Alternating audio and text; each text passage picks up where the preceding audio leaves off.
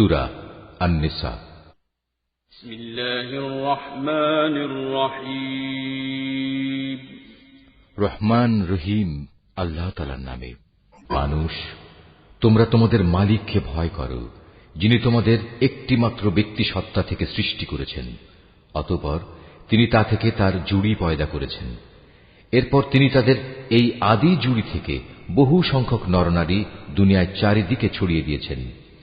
হে মানুষ, তোমরা ভয় করো আল্লাহ তাআলাকে, যার পবিত্র নামে তোমরা একে অপরের কাছে অধিকার ও পাওনা দাবি করো, এবং সৃষ্টিতত্ত্বের উৎস গর্ভধারিণী মাকে সম্মান করো। অবশ্যই আল্লাহ তাআলা তোমাদের উপর তীক্ষ্ণ দৃষ্টি রেখে চলেছেন। এতিমদের ধন সম্পদ তাদের কাছে দিয়ে দাও। তাদের ভালো জিনিসের সাথে নিজেদের খারাপ জিনিসের বদল করো না। তাদের সম্পদ সমূহ কখনো নিজেদের মালের সাথে মিলিয়ে হজম করে নিও না। এটা আসলেই একটা জঘন্য পাপ। আর যদি তোমাদের এই আশঙ্কা থাকে যে তোমরা এতিম মহিলাদের মাঝে ন্যায় বিচার করতে পারবে না, তাহলে সাধারণ নারীদের মাঝ থেকে তোমাদের যাদের ভালো লাগে তাদের 2 জন, 3 জন কিংবা 4 জনকে বিয়ে করে নাও। কিন্তু যদি তোমাদের এই ভয় হয় যে তোমরা একের অধিক হলে তাদের মাঝে ইনসাফ করতে পারবে না, তাহলে তোমাদের জন্য একজনই যথেষ্ট, কিংবা যে তোমাদের অধিকারভুক্ত তাদেরই যথেষ্ট মনে করে নাও। মনে রেখো, যৌনতার সীমা লঙ্ঘন থেকে বেঁচে থাকার জন্য এটাই হচ্ছে উত্তম ও সহজতর পন্থা। নারীদের তাদের মোহরানার অঙ্ক একান্ত খুশি মনে তাদের মালিকানায় দিয়ে দাও। অতঃপর তারা যদি নিজেদের মনের খুশিতে এর কিছু অংশ তোমাদের ছেড়ে দেয়, তাহলে তোমরা তা খুশি মনে ভোগ করতে পারো। আল্লাহ তাআলা তোমাদের যে সম্পদকে দুনিয়ায় তোমাদের প্রতিষ্ঠা লাভের উপকরণ হিসেবে বানিয়ে দিয়েছেন, তা এই নির্বোধ লোকেদের হাতে ছেড়ে দিও না। অবশ্যই এ থেকে তাদের খাওয়ার ব্যবস্থা করবে, তাদের পোশাক সরবরাহ করবে, সর্বোপরি তাদের সাথে ভালো কথা বলবে। এতিমদের প্রতি লক্ষ্য রাখতে হবে যতক্ষণ না তারা বিয়ের বয়স পর্যন্ত পৌঁছে। অতঃপর যদি তোমরা তাদের মধ্যে সম্পদ পরিচালনার যোগ্যতা অনুভব করতে পারো, তাহলে তাদের ধন সম্পদ তাদের হাতে তুলে দেবে। তাদের এই ধন সম্পদ তাদের বড় হবার আগেই তাড়াহুড়ো করে হজম করে ফেলো না। এতিমদের পৃষ্ঠপোষক যদি সম্পদশালী হয়, তাহলে সে যেন এই বাড়াবাড়ি থেকে বেঁচে থাকে। তবে হ্যাঁ, যদি সে পৃষ্ঠপোষক গরিব হয়, তাহলে সমাজের প্রচলিত নিয়ম অনুযায়ী সে যেন তা থেকে নিজের পারিশ্রমিক গ্রহণ করে। যখন তোমরা তাদের ধন সম্পদ তাদের ফিরিয়ে দেবে, তখন তাদের উপর সাক্ষী রেখো, যদিও হিসাব গ্রহণের জন্য আল্লাহ তাআলাই যথেষ্ট। তাদের পিতামাতা ও আত্মীয় স্বজনদের রেখে যাওয়া ধন সম্পদে পুরুষদের যেমন নির্দিষ্ট অংশ রয়েছে, একইভাবে নারীদের জন্য সে সম্পদে নির্দিষ্ট অংশ রয়েছে, যা তাদের পিতামাতা ও আত্মীয় স্বজনরা রেখে গেছে। পরিমাণ অল্প হোক কিংবা বেশি, উভয়ের জন্য এর অংশ নির্দিষ্ট করে দেওয়া হয়েছে। মৃত ব্যক্তির সম্পদ বন্টনের সময় যখন তার আপনজন, এতিম ও মিসকিনরা সেখানে এসে হাজির হয়, তখন তা থেকে তাদেরও কিছু দেবে এবং তাদের সাথে সুন্দরভাবে কথা বলবে।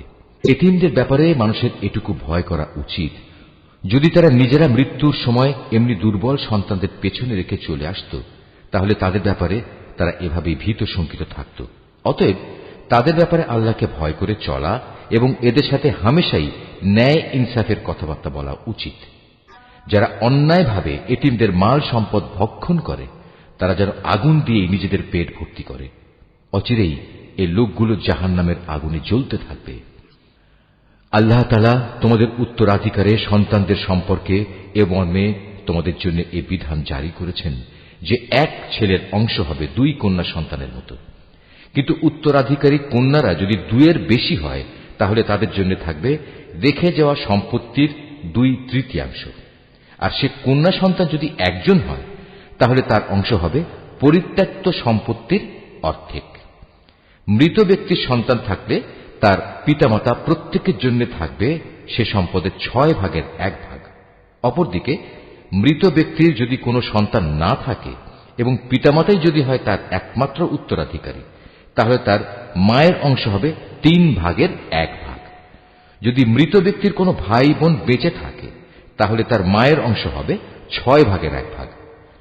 মৃত্যুর আগে সে যে ওসিয়ত করে গেছে এবং তার রেখে যাওয়া ঋণ আদায় করে দেওয়ার পরেই কিন্তু এই সব ভাগ বাটোয়ারা করতে হবে। তোমরা জানো না তোমাদের পিতামাতা ও তোমাদের সন্তান সন্ততির মধ্যে কে তোমাদের জন্য উপকারের দিক থেকে বেশি নিকটবর্তী। অতএব এ হচ্ছে আল্লাহর বিধান। অবশ্যই আল্লাহ তাআলা সকল কিছু সম্পর্কে ওয়াকিবহাল এবং তিনি হচ্ছেন বিজ্ঞ পরম কুশলী। তাদের স্ত্রীদের রেখে যাওয়া সম্পত্তিতে তোমাদের অংশ হচ্ছে অর্ধেক, যদি তাদের কোনো সন্তানাদি না থাকে, আর যদি তাদের সন্তান থাকে তাহলে সে সম্পত্তিতে তোমাদের অংশ হবে 4 ভাগের 1 ভাগ। তারা যে ওসিয়ত করে গেছে কিংবা তাদের ঋণ পরিশোধ করার পরেই কিন্তু তোমরা এই অংশ পাবে। তোমাদের স্ত্রীদের জন্য থাকবে তোমাদের রেখে যাওয়া সম্পত্তির 1/4। যদি তোমাদের কোনো সন্তান না থাকে, যদি তোমাদের সন্তান থাকে তাহলে তারা পাবে রেখে যাওয়া সম্পদের 8 ভাগের 1 ভাগ। মৃত্যুর আগে তোমরা যা ওসিয়ত করে যাবে কিংবা যে ঋণ তোমরা রেখে যাবে তা পরিশোধ করে দেওয়ার পরই এই অংশ তারা পাবে।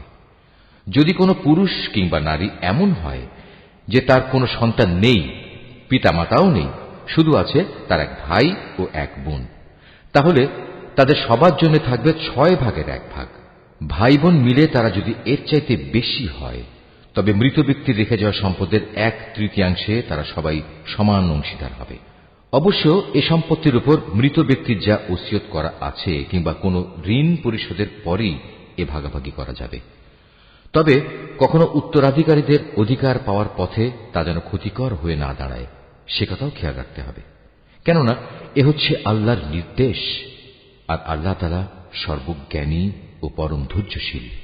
এগুলো হচ্ছে আল্লাহ তাআলার সীমারেখা।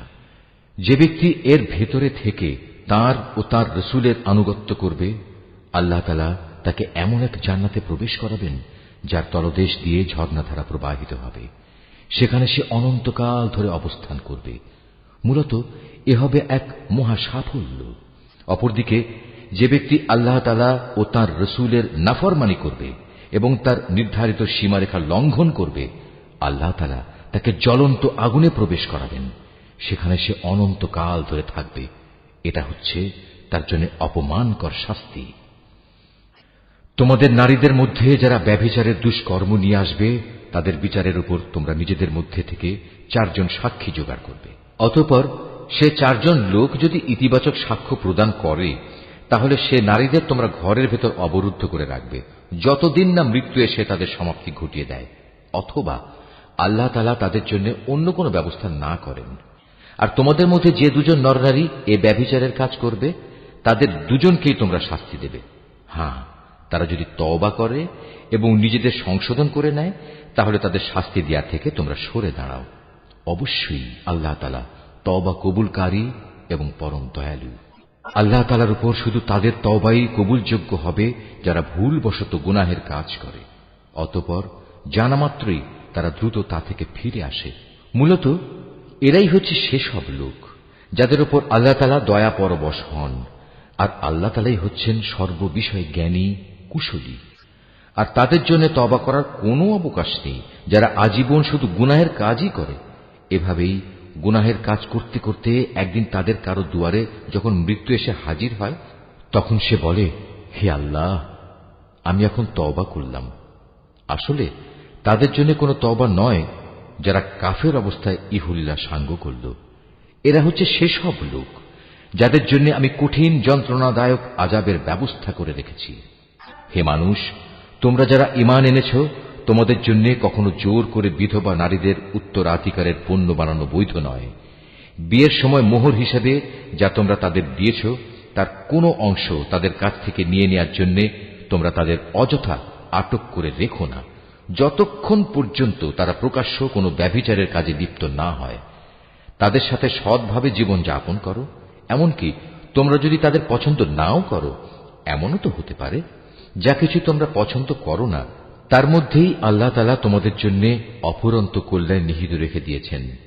আর যদি তোমরা এক স্ত্রীকে আরেকজন স্ত্রী দ্বারা বদল করার সংকল্প করেই নাও, তাহলে মোহর হিসেবে বিপুল পরিমাণ সোনাদানা দিলেও তার কোনো অংশ তোমরা তার কাছ থেকে ফেরত নিও না।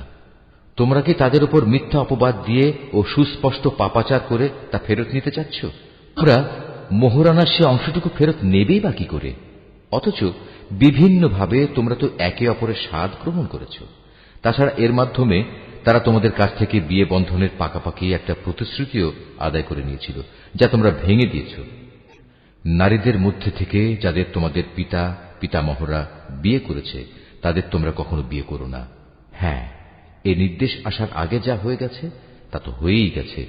এটি আসলেই ছিল এক অশ্লীল নির্লজ্জ কাজ এবং খুবই ঘৃণ্য ও নিকৃষ্ট আচরণ।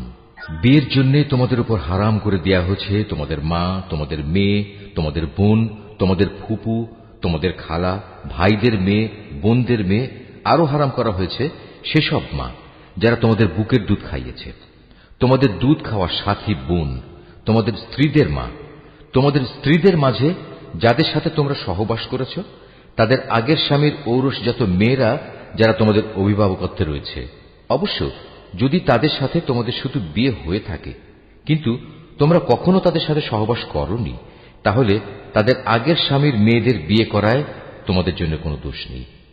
তোমাদের জন্য তোমাদের নিজেদের ঔরসজাত ছেলেদের স্ত্রীদের হারাম করা হয়েছে। উপরন্তু বিয়ের জন্য তোমাদের উপর দুই বোনকে একত্র করাও হারাম করা হয়েছে। তবে যা কিছু এর আগে সংঘটিত হয়ে গেছে তা তো হয়েই গেছে। সে ব্যাপারে অবশ্যই আল্লাহ তাআলা বড়ই ক্ষমাশীল ও একান্ত দয়াবান। এদের মাঝে আগে থেকেই বিয়ের দুর্গে অবস্থানকারীদেরও তোমাদের জন্য হারাম করা হয়েছে। তবে যেসব নারী যুদ্ধবন্দী হয়ে তোমাদের অধিকারে এসে পড়েছে তারা ব্যতীত। এ হচ্ছে বিয়ের ব্যাপারে তোমাদের উপর আল্লাহ তাআলার বিধান। এর বাইরে যেসব নারী রয়েছে তাদের তোমাদের জন্য এ শর্তে হালাল করা হয়েছে যে তোমরা বিয়ের জন্য একটি নির্দিষ্ট পরিমাণ মোহরের বিনিময়ে আদায় করে দেবে এবং তোমরা বিয়ের সংরক্ষিত দুর্গে অবস্থান করবে। তোমরা অবাধ যৌন স্পৃহা পূরণে নিয়োজিত হবে না। অতঃপর তাদের মধ্যে যাদের তোমরা এর মাধ্যমে উপভোগ করবে তাদের মোহরের বিনিময়ে ফরজ হিসেবে আদায় করে দাও। অবশ্য একবার এ মোহর নির্ধারিত হয়ে যাওয়ার পর যে পরিমাণের উপর তোমরা উভয় একমত হও তাতে কোনো দোষের কিছু নেই। নিশ্চয়ই আল্লাহ তাআলা সর্বজ্ঞ, কুশলী। তোমাদের মধ্যে যে ব্যক্তির স্বাধীন ও সম্ভ্রান্ত কোনো ঈমানদার নারীকে বিয়ে করার আর্থিক ও সামাজিক সামর্থ্য না থাকে তাহলে সে যেন তোমাদের অধিকারভুক্ত কোনো ঈমানদার নারীকে বিয়ে করে নেয়। তোমাদের ঈমানের অবস্থা সম্পর্কে তো আল্লাহ তাআলা সম্যক অবগত আছেন। ঈমানের মাপকাঠিতে তোমরা তো একই রকম। অতঃপর তোমরা তাদের অধিকারভুক্তদের অভিভাবকদের অনুমতি নিয়ে বিয়ে করো এবং ন্যায় ইনসাফ ভিত্তিক তাদের যথার্থ মোহরানা দিয়ে দাও। এর উদ্দেশ্য হচ্ছে তারা যেন বিয়ের দুর্গে সুরক্ষিত হয়ে যায়, স্বেচ্ছাচারিণী হয়ে পর পুরুষকে আনন্দ দানের কাজে নিয়োজিত না থাকে। অতঃপর যখন তাদের বিয়ের দুর্গে অবস্থান করে দেয়া হল তখন যদি তারা ব্যভিচারে লিপ্ত হয় তখন তাদের উপর আরোপিত শাস্তির পরিমাণ কিন্তু বিয়ের দুর্গে অবস্থানকারিণী স্বাধীন সম্ভ্রান্ত নারীদের উপর আরোপিত শাস্তির অর্ধেক। তোমাদের মধ্যে যাদের ব্যভিচারে লিপ্ত হবার আশঙ্কা থাকবে শুধু তাদের জন্যই এই রেয়াতটুকু দেয়া হয়েছে। কিন্তু তোমরা যদি ধৈর্য ধারণ করতে পারো অবশ্যই তা তোমাদের জন্য কল্যাণকর এবং আল্লাহ তাআলা একান্ত ক্ষমা পরায়ণ ও পরম দয়ালু। আল্লাহ তাআলা তাঁর বাণীসমূহ তোমাদের কাছে খুলে খুলে বলে দিতে চান এবং তিনি তোমাদের পূর্ববর্তী পুণ্যবান মানুষদের পথে পরিচালিত করতে চান, আর এর মাধ্যমে আল্লাহ তাআলা তোমাদের ক্ষমা অনুগ্রহ করতে চান। আল্লাহ তাআলা সর্বজ্ঞ, কুশলী। আল্লাহ তাআলা তোমাদের উপর ক্ষমা পরবশ হবেন। অপরদিকে যারা নিজেদের পাশবিক লালসার অনুসরণ করে তারা চায় তোমরা সে ক্ষমার পথ থেকে বহুদূরে নিক্ষিপ্ত হয়ে গোমরাহ থেকে যাও। আল্লাহ তাআলা তোমাদের উপর থেকে বিধিনিষেধের বোঝা লঘু করে তোমাদের জীবন সহজ করে দিতে চান, কেননা মানুষকে অত্যন্ত দুর্বল করে পয়দা করা হয়েছে। হে মানুষ, তোমরা যারা ঈমান এনেছ কখনো তোমরা একে অপরের ধন সম্পত্তি অন্যায়ভাবে গ্রাস করো না। হ্যাঁ, ব্যবসা বাণিজ্য যা করবে তা পারস্পরিক সম্মতির ভিত্তিতেই করবে এবং কখনো স্বার্থের কারণে একে অপরকে হত্যা করো না। অবশ্যই আল্লাহ তাআলা তোমাদের প্রতি মেহেরবান। যে কেউই বাড়াবাড়ি ও জুলুম করতে গিয়ে এই হত্যার কাজ করে অচিরেই আমি তাকে আগুনে পুড়িয়ে দেব। আর আল্লাহর পক্ষে এ কাজ একেবারেই সহজ, মোটেই কঠিন কিছু নয়।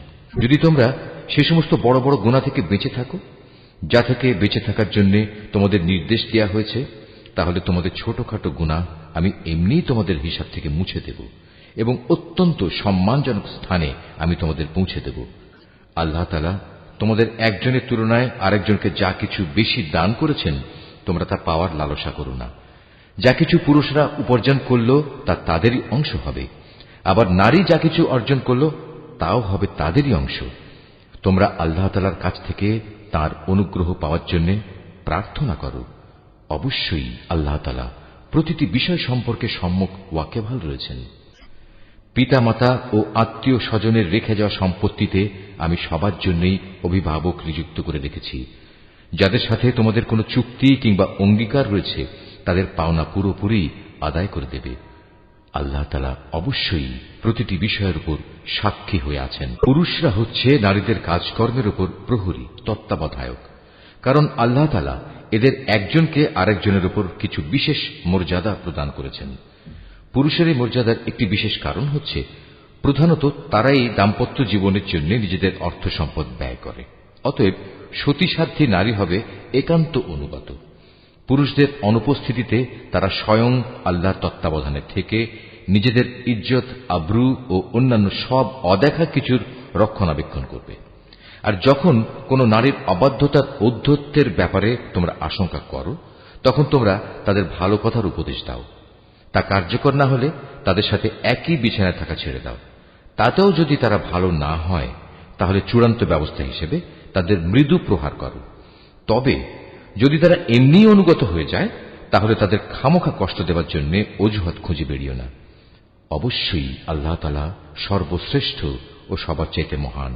আর যদি তাদের স্বামী স্ত্রী এ দুজনের মাঝে বিচ্ছেদের আশঙ্কা দেখা দেয়, তাহলে তার পক্ষ থেকে একজন সালিশ এবং তার স্ত্রীর পক্ষ থেকে একজন সালিশ নিযুক্ত করো।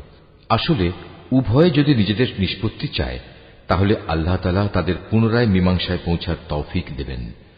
আল্লাহ তাআলা নিশ্চয়ই সম্যক জ্ঞানী, সর্ববিষয়ে ওয়াকিবহাল। তোমরা এক আল্লাহ তাআলার ইবাদত করো, কোনো কিছুকেই তার সাথে অংশীদার বানিও না, এবং পিতামাতার সাথে ভালো ব্যবহার করো। আরো যারা তোমাদের ঘনিষ্ঠ আত্মীয়, এতিম, মিসকিন, আত্মীয় প্রতিবেশী, অনাত্মীয় প্রতিবেশী, তোমার পথচারী সঙ্গী ও তোমার অধিকারভুক্ত দাস দাসী, তাদের সবার সাথেও ভালো ব্যবহার করো। অবশ্যই আল্লাহ তাআলা এমন মানুষকে কখনো পছন্দ করেন না যে অহংকারী ও দাম্ভিক। আল্লাহ তাআলা এমন ধরনের লোকদেরও ভালোবাসেন না যারা নিজেরা যেমন কার্পণ্য করে তেমনি অন্যদেরও কার্পণ্য করার আদেশ করে। তাছাড়া আল্লাহ তাআলা তাদের যা কিছু ধন সম্পদের অনুগ্রহ দান করেছেন তারা তা লুকিয়ে রাখে। আমি কাফেরদের জন্য এক লাঞ্ছনাদায়ক শাস্তির ব্যবস্থা করে রেখেছি। আল্লাহ তাআলা তাদেরও পছন্দ করেন না যারা লোক দেখানোর উদ্দেশ্যে নিজেদের ধন সম্পদ ব্যয় করে। তারা আল্লাহ তাআলা এবং শেষ বিচারের দিনকেও বিশ্বাস করে না। আর শয়তান যদি কোনো ব্যক্তির সাথী হয়, তাহলে বুঝতে হবে সে বড়ই খারাপ সাথী পেল। দুর্যোগ তাদের উপর দিয়ে বয়ে যেত যদি তারা শয়তানকে সাথী বানানোর বদলে আল্লাহ তাআলার উপর ঈমান আনত এবং ঈমান আনত পরকাল দিবসের উপর। সর্বোপরি আল্লাহ তাআলা তাদের যা কিছু দান করেছেন তা থেকে তারা খরচ করত। বস্তুত আল্লাহ তাআলা তাদের কাজকর্ম সম্পর্কে ভালোভাবেই ওয়াকিবহাল রয়েছেন। আল্লাহ তাআলা কার উপর এক বিন্দু পরিমাণও জুলুম করেন না, বরং তিনি তো এত দয়ালু যে নেকির কাজ যদি একটি হয় তবে তিনি তার পরিমাণ দ্বিগুণ করে দেন এবং এর সাথে তিনি নিজ থেকেও বড় কিছু পুরস্কার যোগ করেন। সেদিন তাদের অবস্থাটা কেমন হবে যখন আমি প্রত্যেক উম্মতের কাজে সাক্ষী হিসেবে তাদের নবীকে এনে হাজির করব, এবং হে মুহাম্মদ, এদের সবার কাছে সাক্ষী হিসেবে আমি সেদিন তোমাকে নিয়ে আসব। সেদিন যারা আল্লাহ তাআলাকে অস্বীকার করেছে এবং তার রাসূলের বিরুদ্ধে আচরণ করেছে, তারা কামনা করবে মাটি যদি তাদের নিজেদের সাথে মিশে একাকার হয়ে যেত। কারণ সেদিন কোনো মানুষ কোনো কথাই মহাবিচারক আল্লাহ তাআলার কাছ থেকে গোপন করতে পারবে না। হে ঈমানদাররা, তোমরা কখনো নেশাগ্রস্ত অবস্থায় নামাজের কাছে যেও না, যতক্ষণ পর্যন্ত তোমরা এতটুকু নিশ্চিত না হবে যে তোমরা যা কিছু বলছো তা তোমরা ঠিক ঠিক জানতে বুঝতে পারছ। আবার অপবিত্র অবস্থায়ও নামাজের কাছে যেও না, যতক্ষণ না তোমরা পুরোপুরিভাবে গোসল সেরে নেবে। তবে পথচারী অবস্থায় থাকলে তা ভিন্ন কথা। আর যদি তোমরা অসুস্থ হয়ে পড়ো অথবা প্রবাসে থাকো, কিংবা তোমাদের কেউ যদি পায়খানা থেকে ফিরে আসো, অথবা তোমরা যদি দৈহিক মিলনের সাথে নারী স্পর্শ করো, তাহলে পানি দিয়ে নিজেদের পরিষ্কার করে নেবে। তবে যদি এসব অবস্থায় পানি নাই পাও, তাহলে পবিত্র মাটি দিয়ে তায়াম্মুম করে নেবে, এবং তার পদ্ধতি হচ্ছে তা দিয়ে তোমাদের মুখমণ্ডল ও তোমাদের হাত মাসেহ করে নেবে। অবশ্যই আল্লাহ তাআলা গুনাহ মার্জনাকারী, পরম ক্ষমাশীল। হে নবী, তুমি কি তাদের অবস্থা দেখোনি যাদের আসমানি গ্রন্থের সামান্য একটা অংশ দেয়া হয়েছিল, কিন্তু তারা গুমরাহির পথই কিনে নিচ্ছে। তারা তো তোমাদেরও পথভ্রষ্ট করে দিতে চায়। তোমাদের দুশমনদের আল্লাহ তাআলা ভালো করেই জানেন। অভিভাবক হিসেবে যেমন আল্লাহ তাআলা যথেষ্ট, তেমনি সাহায্যকারী হিসেবেও আল্লাহ তাআলাই যথেষ্ট। ইহুদি জাতির মধ্যে কিছু লোক এমন আছে যারা রসুলের কথাগুলো মূল অর্থের স্থান থেকে সরিয়ে বিকৃত করে দেয় এবং তারা বলে, আমরা শুনলাম এবং সাথে সাথে অমান্যও করলাম। আবার বলে, আমাদের কথা শুনুন। আসলে ইসলামী জীবন বিধানে অপবাদ দানের উদ্দেশ্যে নিজেদের জিহ্বাকে কুঞ্চিত করে এরা বলে, হে নবী, আপনি শুনুন। সাথে সাথেই বলে, আপনার শ্রবণ শক্তি রহিত হয়ে যাক। অথচ এসব কথা না বলে তারা যদি বলতো, হে নবী, আমরা আপনার কথা শুনলাম এবং তা মেনে নিলাম এবং আপনি আমাদের কথা শুনুন, আমাদের প্রতি লক্ষ্য করুন, তাহলে এ বিষয়টা তাদের জন্য কতই না ভালো হতো। তাই হতো বরং তাদের জন্য সঙ্গত। কিন্তু সত্য অস্বীকার করার কারণে তাদের উপর আল্লাহ তাআলা অভিশাপ দিয়েছেন। অতঃপর তাদের সামান্য কিছু লোকই মাত্র ঈমান এনে থাকে। মানুষেরা, যাদের কিতাব দেয়া হয়েছে, তোমরা সেই গ্রন্থের উপর ঈমান আনো যা আমি মুহাম্মাদের উপর নাজিল করেছি। এ হচ্ছে এমন এক কিতাব যা তোমাদের কাছে মজুদ পূর্ববর্তী কিতাবের সত্যতা স্বীকার করে।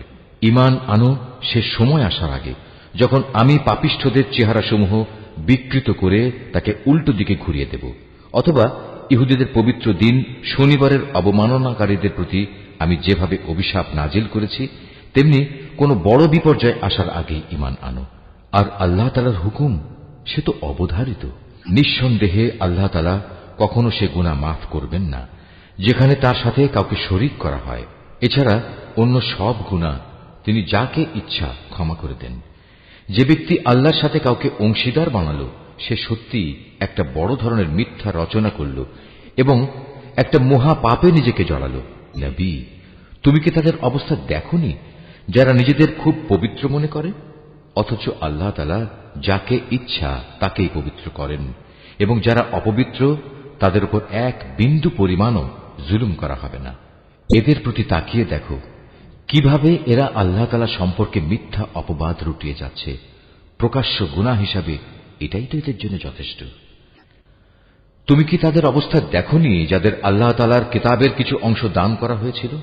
তারা আস্তে আস্তে নানা ধরনের ভিত্তিহীন অমূলক জাদুমন্ত্র জাতীয় জিনিস ও বহুতর মিথ্যা মাবুদের উপর ঈমান আনতে শুরু করল, এবং কাফেরদের সম্পর্কে তারা বলতে লাগল, ঈমানদারদের তুলনায় এরাই তো সঠিক পথের উপর রয়েছে।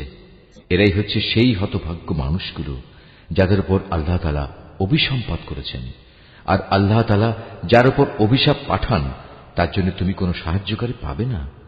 অথবা এরা কি মনে করে যে তাদের ভাগে রাজত্ব ও প্রাচুর্য সংক্রান্ত কিছু বরাদ্দ করা আছে? যদি সত্যি সত্যি তেমন কিছু এদের দেয়া হতো, তাহলে এরা তো খেজুর পাতার একটি ঝিল্লিও কাউকে দিতে চাইত না। অথবা এরা কি অন্যান্য মানব সন্তানদের ব্যাপারে হিংসা বিদ্বেষ পোষণ করে, যাদের আল্লাহ তাআলা নিজস্ব ভান্ডার থেকে জ্ঞান, কৌশল ও রাজনৈতিক ক্ষমতা দান করেছেন? অথচ আমি তো ইব্রাহিমের বংশধরদেরও আমার গ্রন্থ ও সেই গ্রন্থলব্ধ জ্ঞান বিজ্ঞান দান করেছিলাম। এর সাথে আমি তাদের এক বিশাল পরিমাণ রাজত্বও দান করেছিলাম। কিন্তু তাদের মধ্যে অল্প কিছু লোকই তার উপর ঈমান এনেছে, আবার কেউ কেউ তার থেকে মুখ ফিরিয়ে নিয়েছে। এদের পুড়িয়ে দেওয়ার জন্য জাহান্নামী যথেষ্ট। যারা আমার আয়াতসমূহ অস্বীকার করেছে তাদের আমি অচিরেই জাহান্নামের আগুনে পুড়িয়ে দেব। অতঃপর পুড়ে যখন তাদের দেহের চামড়া গলে যাবে, তখন আমি তার বদলে নতুন চামড়া বানিয়ে দেব, যাতে করে তারা আযাব ভোগ করতে পারে। অবশ্যই আল্লাহ তাআলা মহাপরাক্রমশালী, বিজ্ঞ, কুশলী। যারা আমার আয়াতসমূহ বিশ্বাস করেছে এবং ভালো কাজ করেছে, তাদের অচিরেই আমি এমন এক জান্নাতে প্রবেশ করাবো যার পাদদেশ দিয়ে ঝর্ণাধারা প্রবাহিত হবে। সেখানে তারা থাকবে চিরকাল। তাদের জন্য থাকবে পূত পবিত্র সঙ্গী ও সঙ্গিনীরা। সর্বোপরি আমি তাদের এক চিরস্নিগ্ধ ছায়ায় প্রবেশ করিয়ে দেব। হে ঈমানদার ব্যক্তিরা, আল্লাহ তাআলা তোমাদের নির্দেশ দিচ্ছেন, তোমরা আমানতসমূহ তাদের যথার্থ মালিকের কাছে সোপর্দ করে দেবে। আর যখন মানুষের মাঝে কোনো কিছুর ব্যাপারে তোমরা বিচার ফয়সালা করো, তখন তা ন্যায় ও ইনসাফের ভিত্তিতে করবে। আল্লাহ তাআলা তোমাদের যা কিছু উপদেশ দেন তা সত্যিই সুন্দর। আল্লাহ তাআলা সবকিছু দেখেন এবং শোনেন। হে ঈমানদার মানুষেরা, তোমরা আল্লাহর আনুগত্য করো তার রসুলের এবং সেসব লোকদের যারা তোমাদের মাঝে বিশেষভাবে দায়িত্বপ্রাপ্ত। অতঃপর তোমাদের মাঝে যদি কোনো ব্যাপারে মতবিরোধের সৃষ্টি হয় তাহলে সেই বিষয়টি ফয়সালার জন্য আল্লাহ তাআলা ও তার রসুলের দিকে ফিরিয়ে নিয়ে যাও। যদি তোমরা সত্যিকার অর্থে আল্লাহর উপর এবং শেষ বিচারের দিনের উপর ঈমান এনে থাকো, তাহলে এই পদ্ধতি হবে তোমাদের বিরোধ মীমাংসার সর্বোৎকৃষ্ট উপায় এবং বিরোধপূর্ণ বিষয়সমূহের ব্যাখ্যার দিক থেকেও এটি হচ্ছে উত্তম পন্থা। হে নবী, তুমি কি তাদের অবস্থা দেখোনি যারা মনে করে তারা সে বিষয়ের উপর ঈমান এনেছে যা তোমার কাছে পাঠানো হয়েছে এবং সে কিতাবের উপর ঈমান এনেছে যা তোমার আগে নাজিল করা হয়েছে, কিন্তু ফয়সালার সময় আমার কিতাবের বদলে এরা মিথ্যা মাবুদদের কাছ থেকেই ফয়সলা পেতে চায়। অথচ এদের নির্দেশ দেওয়া হয়েছিল তারা এসব মিথ্যা মাবুদদের অস্বীকার করবে। আসল কথা হচ্ছে শয়তান এদের সত্য থেকে অনেক দূরে সরিয়ে নিয়ে যেতে চায়। এদের যখন বলা হয় আল্লাহ তাআলা তাঁর রসুলের উপর যা কিছু নাজিল করেছেন তোমরা তার দিকে ফিরে এসো, তখন তুমি এই মুনাফিকদের দেখবে এরা তোমার কাছ থেকে একে একে মুখ ফিরিয়ে দূরে সরে যাচ্ছে। অতঃপর তাদের কৃতকর্মের কারণে যখন তাদের উপর কোনো বিপদ মুসিবত এসে পড়ে তখন এদের অবস্থাটা কি হয় দেখেছ? তারা তখন সবাই তোমার কাছে ছুটে আসে এবং আল্লাহর নামের কসম করে তোমাকে বলে, আমরা তো কল্যাণ ও সম্প্রীতি ছাড়া আর কিছুই চাইনি। এদের মনের ভেতর কি অভিসন্ধি লুকিয়ে আছে তা আল্লাহ তাআলা ভালো করে জানেন। তাই তুমি এদের এড়িয়ে চলো। তুমি এদের ভালো উপদেশ দাও এমন সব কথায় যা তাদের অন্তর ছুঁয়ে যায়। তুমি আরো বলো, আমি যখনই কোনো জনপদে কোনো রসুল পাঠিয়েছি তাকে এজন্যই পাঠিয়েছি যে আল্লাহর নির্দেশ অনুযায়ী সেখানে তার শর্তহীন আনুগত্য করা হবে। যখনই তারা নিজেদের উপর কোনো জুলুম করবে তখনই তারা তোমার কাছে ছুটে আসবে এবং নিজেদের কৃতকর্মের জন্য আল্লাহ তাআলার কাছে ক্ষমা প্রার্থনা করবে। আল্লাহর রসুলও তাদের জন্য ক্ষমা চাইবে। এমত অবস্থায় তারা অবশ্যই আল্লাহকে পরম ক্ষমাশীল ও অতীব দয়ালু হিসেবে দেখতে পাবে। না, আমি তোমার মালিকের শপথ করে বলছি এরা কিছুতেই ঈমানদার হতে পারবে না যতক্ষণ না তারা তাদের যাবতীয় মতবিরোধের ফয়সালায় তোমাকে শর্তহীনভাবে বিচারক মেনে নেবে। অতঃপর তুমি যা ফয়সালা করবে সে ব্যাপারে তাদের মনে আর কোনো দ্বিধাদ্বন্দ্ব থাকবে না, বরং তোমার সিদ্ধান্ত তারা সর্বান্তকরণে মেনে নেবে। আমি যদি তাদের উপর এ আদেশ জারি করতাম যে তোমরা নিজেদের জীবন বিসর্জন দাও অথবা তোমরা নিজেদের ভিটে মাটি ছেড়ে অন্যত্র চলে যাও, তাহলে তাদের মধ্যে সামান্য সংখ্যক মানুষই তা করত। যেসব উপদেশ তাদের দেয়া হয়েছে তা যদি তারা মেনে চলত তবে তা তাদের জন্য খুবই কল্যাণকর হতো এবং তাদের মানসিক স্থিরতাও এতে করে মজবুত হতো। তাহলে আমিও আমার পক্ষ থেকে এজন্য তাদের বড় ধরনের পুরস্কার দিতাম। উপরন্তু আমি তাদের সরল পথও দেখিয়ে দিতাম। যারা আল্লাহ তাআলা ও তার রসুলের আনুগত্য করে তারা শেষ বিচারের দিন সেসব পুণ্যবান মানুষদের সাথে থাকবে যাদের উপর আল্লাহ তাআলা প্রচুর নিয়ামত বর্ষণ করেছেন।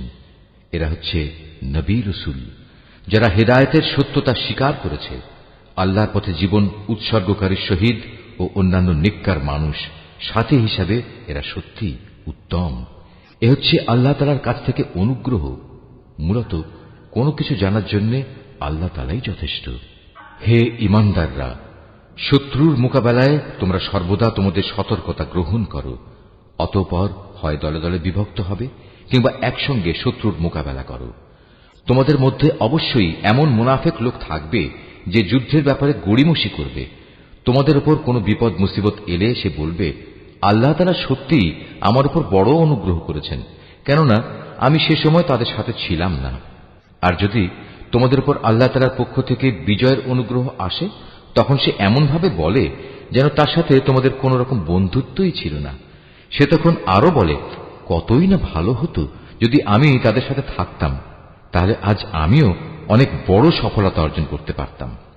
যেসব মানুষ পরকালের বিনিময়ে এ পার্থিব জীবন ও তার সুখ স্বাচ্ছন্দ্য বিক্রি করে দিয়েছে সেসব মানুষের উচিত আল্লাহ তাআলার পথে লড়াই করা, কারণ যে আল্লাহর পথে লড়াই করবে সে এ পথে জীবন বিলিয়ে দেবে কিংবা সে বিজয় লাভ করবে। অচিরেই আমি তাকে এই উভয় অবস্থার জন্যই বিরাট পুরস্কার দেব। তোমাদের একই হয়েছে, তোমরা আল্লাহর পথে সেসব অসহায় নরনারী ও দুস্থ শিশু সন্তানদের বাঁচাবার জন্য লড়াই করো না যারা নির্যাতনে কাতর হয়ে ফরিয়াদ করছে।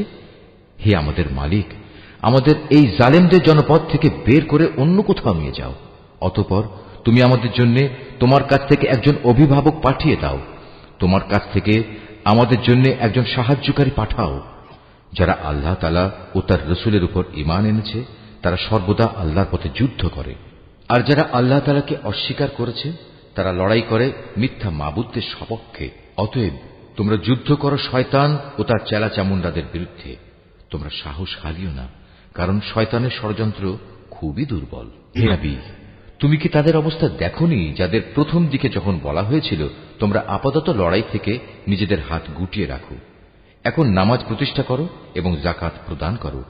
তখন তারা জিহাদের জন্য অস্থির হয়ে পড়েছিল, অথচ যখন পরবর্তী সময়ে তাদের উপর সত্যি সত্যের লড়াইয়ের হুকুম নাজিল করা হলো তখন এদের একদল লোক তো প্রতিপক্ষের মানুষদের এমনভাবে ভয় করতে শুরু করল যেমনি ভয় শুধু আল্লাহ তাআলাকেই করা উচিত, ক্ষেত্র বিশেষে তার চাইতেও বেশি। তারা আরো বলতে শুরু করল, হে আমাদের মালিক, তুমি আমাদের উপর যুদ্ধের এ হুকুম এত তাড়াতাড়ি জারি করতে গেলে কেন? কত ভালো হতো যদি তুমি আমাদের সামান্য কিছুটা অবকাশ দিতে। হে নবী, তুমি বলো, দুনিয়ার এ ভোগ সামগ্রী অত্যন্ত সামান্য। যে ব্যক্তি আল্লাহ তাআলাকে ভয় করে তার জন্য পরকাল অনেক উত্তম, আর সেই পরকালে তোমাদের উপর কণা মাত্র অবিচার করা হবে না। যেখানেই থাকো না কেন মৃত্যু এসে তোমাদের নাগাল পাবেই। এমনকি তোমরা যদি কোনো মজবুত দুর্গেও থাকো সেখানেও মৃত্যু এসে হাজির হবে। এদের অবস্থা হচ্ছে, যখন কোনো কল্যাণ তাদের স্পর্শ করে তখন তারা বলে, হ্যাঁ, এ তো আল্লাহর পক্ষ থেকেই এসেছে। অপরদিকে যখন তাদের কোনো ক্ষতি ও অকল্যাণ স্পর্শ করে তখন তারা বলে, এসব তো এসেছে তোমার কাছ থেকে। তুমি তাদের বলে দাও, কল্যাণ অকল্যাণ সব কিছুই তো আসে আল্লাহর পক্ষ থেকে। এই জাতির হয়েছে কি? এরা মনে হয় কথাটি বুঝতেই চায় না। যে কল্যাণই তুমি লাভ করো না কেন মনে রেখো তা আল্লাহর পক্ষ থেকেই আসে, আর যেটুকু অকল্যাণ তোমার উপর আসে তা আসে তোমার নিজের কর্মদোষের কারণে। আমি তোমাকে মানুষদের জন্য রসুল বানিয়ে পাঠিয়েছি, আর সাক্ষী হিসেবে তো আল্লাহ তাআলাই যথেষ্ট। যে ব্যক্তি রসুলের আনুগত্য করে সে যেন আল্লাহরই আনুগত্য করে, আর যে ব্যক্তি তার আনুগত্য থেকে মুখ ফিরিয়ে নেয় তাদের উপর মনে রেখো আমি তোমাকে প্রহরী বানিয়ে পাঠাইনি। তারা মুখে মুখে বলে, আমরা তোমার আনুগত্য স্বীকার করি, কিন্তু তারা যখন তোমার কাছ থেকে দূরে সরে যায় তখন তাদের একদল লোক রাতের অন্ধকার সময়ে একত্রিত হয়ে ঠিক তুমি যা বলো তার বিরুদ্ধেই সলা পরামর্শ করে বেড়ায়। তারা রাতের বেলায় যা কিছু করে আল্লাহ তাআলা সেসব কর্মকাণ্ডগুলো ঠিক মতোই লিখে রাখছেন। অতএব তুমি এদের উপেক্ষা করে চলো এবং সর্ববিষয়ে শুধু আল্লাহ তাআলার উপরই ভরসা রাখো। অভিভাবক হিসেবে তো আল্লাহ তাআলাই যথেষ্ট। এরা কি কোরআন ও তার সূত্র নিয়ে চিন্তা গবেষণা করে না? এই গ্রন্থটা যদি আল্লাহ তাআলা ছাড়া অন্য কারো কাছ থেকে আসত তাহলে তাতে অবশ্যই তারা অনেক গরমিল দেখতে পেত। এদের কাছে যখনই নিরাপত্তা কিংবা ভয়ের কোনো খবর আসে তখন সত্য মিথ্যা না জেনেই এরা তা প্রচার করে বেড়ায়। অথচ তারা যদি এ জাতীয় খবর আল্লাহর রসুল এবং তাদের দায়িত্বপ্রাপ্ত ব্যক্তিকে জানিয়ে দিত তাহলে এমন সব লোকেরা তা জানতে পারত যারা তাদের মধ্যে থেকে সেই খবরের যথার্থতা যাচাই করতে পারত। যদি তোমাদের উপর আল্লাহর অনুগ্রহ না থাকত তাহলে এ প্রচারণার ফলে হাতে গোনা কিছু লোক ছাড়া তোমাদের অধিকাংশ লোকই শয়তানের অনুসারী হয়ে যেত। অতএব হে নবী, তুমি আল্লাহর পথে লড়াই করো, কেননা তোমাকে শুধু তোমার কাজকর্মের জন্যই দায়ী করা হবে এবং তুমি তোমার সাথী মোমেনদের আল্লাহ তাআলার পথে লড়াই করতে উদ্বুদ্ধ করতে থাকো। আল্লাহ তাআলা হয়তো অচিরেই এই কাফেরদের শক্তি চূর্ণ বিচূর্ণ করে দেবেন, কারণ আল্লাহ তাআলা শক্তিতে প্রবলতর, আবার শাস্তি দানেও তিনি কঠোরতর। যদি তার জন্য কোনো ব্যক্তি কোনো ভালো কাজে সুপারিশ করে তাহলে তাতে অবশ্যই তার অংশ থাকবে, আবার যে ব্যক্তি কোনো অন্যায় কাজের ব্যাপারে সুপারিশ করবে তাহলে তার সৃষ্ট অকল্যাণেও তার সমপরিমাণ অংশ থাকবে। আল্লাহ তাআলাই তোমাদের সব ধরনের কাজের একক নিয়ন্ত্রণকারী। যখন তোমাদের সালাম দ্বারা অভিবাদন জানানো হয় তখন তোমরা তার চাইতেও উত্তম পন্থায় তার জবাব দাও। উত্তম ভাবে না হলেও কমপক্ষে যতটুকু সে দিয়েছে ততটুকুই ফেরত দাও। অবশ্যই আল্লাহ তাআলা সব কিছুর পুঙ্খানুপুঙ্খ হিসাব রাখেন। আল্লাহ তাআলা এক মহান সত্তা, তিনি ছাড়া দ্বিতীয় কোনো মাবুদ নেই। অবশ্যই তিনি তোমাদের কিয়ামতের দিন এক জায়গায় জড়ো করবেন। সেদিনের ব্যাপারে কোনো রকম সন্দেহ নেই। আর এমন কে আছে যে আল্লাহ তাআলার চাইতে বেশি সত্য কথা বলতে পারে? এ কি হলো তোমাদের? তোমরা মুনাফিকদের ব্যাপারে দুদলে বিভক্ত হয়ে গেলে, বিশেষ করে যখন স্বয়ং আল্লাহ তাআলাই তাদের কৃতকর্মের জন্য তাদের উপর অভিশাপ নাজিল করেছেন। আল্লাহ তাআলা যাদের পথভ্রষ্ট করে দিয়েছেন, তোমরা কি তাদের সঠিক পথে আনতে চাও? বস্তুত আল্লাহ তাআলা যাকে পথভ্রষ্ট করেন তার জন্য তুমি কোনো পথে খুঁজে পাবে না। তারা তো এটাই কামনা করে যে তারা যেভাবে কুফরি করেছে তোমরাও তেমনি কুফরি করো, তাহলে তোমরা উভয়ে একই রকম হয়ে যেতে পারো। কাজেই তুমি তাদের মধ্যে থেকে কাউকেও নিজের বন্ধুরূপে গ্রহণ করো না, যতক্ষণ না তারা আল্লাহ তাআলার পথে নিজেদের ভিটে মাটি ছেড়ে ঈমানের প্রমাণ না দেবে। আর যদি তারা হিজরতের এ কাজটি না করে, তাহলে তোমরা তাদের যেখানেই পাবে গ্রেফতার করবে এবং যুদ্ধরত শত্রুদের সহযোগিতা করার জন্য তাদের হত্যা করবে। আর কোনো অবস্থায় তাদের মধ্যে থেকে কাউকে তোমরা বন্ধু ও সাহায্যকারী হিসেবে গ্রহণ করো না। তাদের কথা আলাদা, যারা তোমাদের সাথে চুক্তিবদ্ধ কোনো একটি সম্প্রদায়ের সাথে এসে মিলিত হবে। আবার তাদের ব্যাপারও নয় যারা তোমাদের সামনে এমন মানসিক অবস্থা নিয়ে আসে যে মূলত তাদের অন্তর তোমাদের সাথে যেমনি লড়াই করতে বাধা দেয়, তেমনি নিজেদের জাতির বিরুদ্ধেও তাদের লড়াই করতে বাধা দেয়। অপরদিকে আল্লাহ তাআলা যদি চাইতেন, তিনি তোমাদের উপর এদের ক্ষমতাবান করে দিতে পারতেন। তেমন অবস্থায় তারা অবশ্যই তোমাদের সাথে লড়াই করত। অতএব এরা যদি তোমাদের কাছ থেকে আলাদা হয়ে যায়, ময়দানের লড়াই থেকে বিরত থাকে এবং তোমাদের কাছে শান্তি ও সন্ধির প্রস্তাব পাঠায়, তাহলে তাদের বিরুদ্ধে অভিযানের কোনো পন্থাই আল্লাহ তাআলা তোমাদের জন্য উন্মুক্ত রাখেননি। এই মুনাফিকদের মাঝে তোমরা এমন আরেক দল পাবে যারা তোমাদের দিক থেকে যেমন শান্তি ও নিরাপত্তা পেতে চায়, তেমনি তারা তাদের নিজেদের জাতির কাছ থেকেও নিরাপত্তা ও নিশ্চয়তা পেতে চায়। কিন্তু এদের যখনই কোনো বিপর্যয় সৃষ্টির কাজের দিকে ডাক দেয়া হবে, তখন সাথে সাথেই এরা তোমাদের বিরুদ্ধে ঝাঁপিয়ে পড়বে। এরা যদি সত্যিই তোমাদের সাথে যুদ্ধ করা থেকে সরে না দাঁড়ায় এবং কোনো শান্তি ও সন্ধি প্রস্তাব তোমাদের কাছে পেশ না করে এবং নিজেদের অস্ত্র সংবরণ না করে, তাহলে তাদের তোমরা যেখানেই পাবে গ্রেফতার করবে এবং চরম বিদ্রোহের জন্য তাদের তোমরা হত্যা করবে। মূলত এরাই হচ্ছে সেসব লোক যাদের উপর আমি তোমাদের সুস্পষ্ট ক্ষমতা দান করেছি। এটা কোনো ইমানদার ব্যক্তির কাজ নয় যে সে আরেকজন ইমানদার ব্যক্তিকে হত্যা করবে। অবশ্য ভুলবশত করে ফেললে তা সম্পূর্ণ ভিন্ন কথা।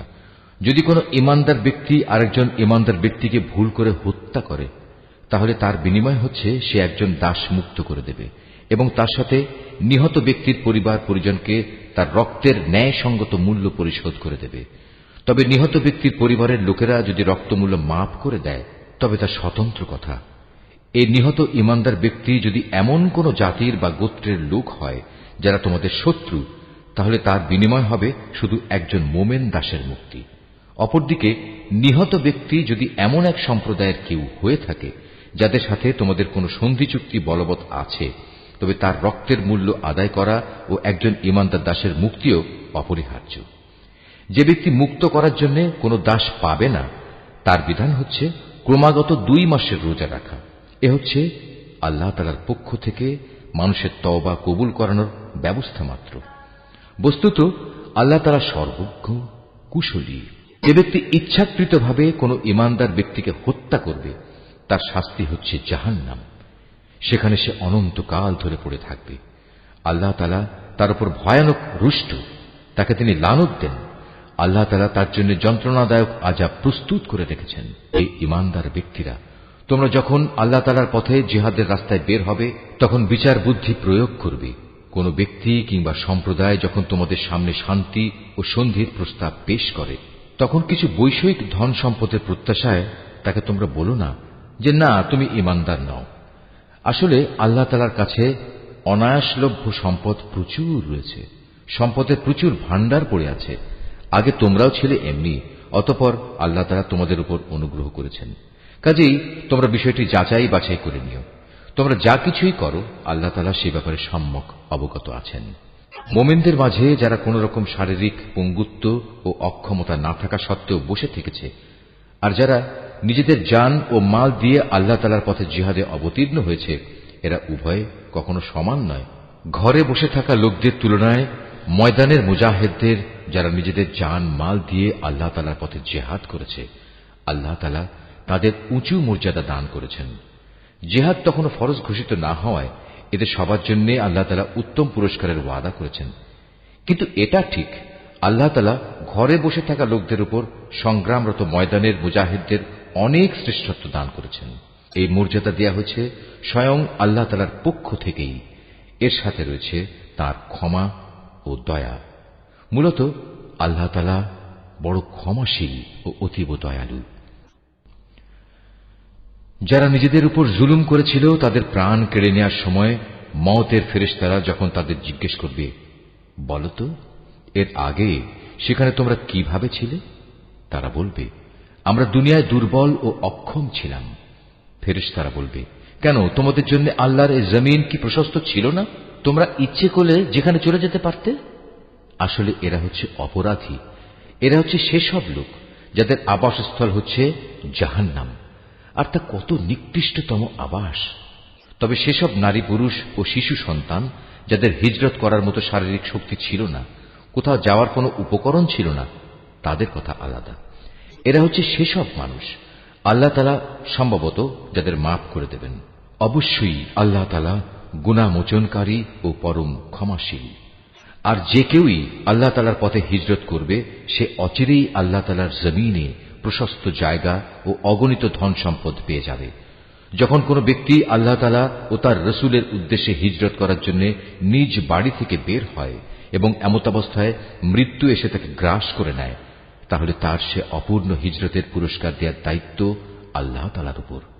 আল্লাহ তাআলা বড় ক্ষমাশীল ও পরম দয়ালু।